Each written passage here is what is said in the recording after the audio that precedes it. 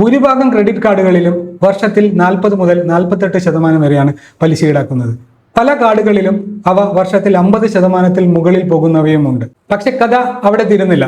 Card limit കടന്നാൽ 2.5% മുതൽ 3% വരെ ഓവർ ലിമിറ്റ് ഫീ, അതായത് വാർഷിക പലിശ എന്ന് പറയുന്നത് 36%-ഓളം വരും. അതിനുമേൽ 18% GST കൂടി. ചാർജും പലിശയുമായി 100% മുകളിൽ വരും. അതായത് നിങ്ങളുടെ ബാലൻസ് തുകയ്ക്ക് തുല്യമോ അല്ലെങ്കിൽ അതിലധികമോ ഒരു വർഷത്തിനകം ചാർജും പലിശയുമായി തിരിച്ചടക്കേണ്ടി വരും. പേയ്മെന്റ് വൈകിയാൽ late payment fee 1500 plus GST.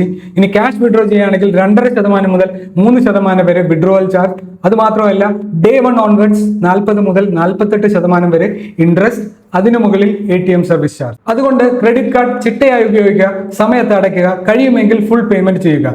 In case full payment ചെയ്യാൻ സാധിക്കുന്നില്ലെങ്കിൽ നിങ്ങളുടെ ക്രെഡിറ്റ് കാർഡ് ഔട്ട്സ്റ്റാൻഡിംഗ് പേഴ്സണൽ ലോണിലേക്ക് മാറ്റുക.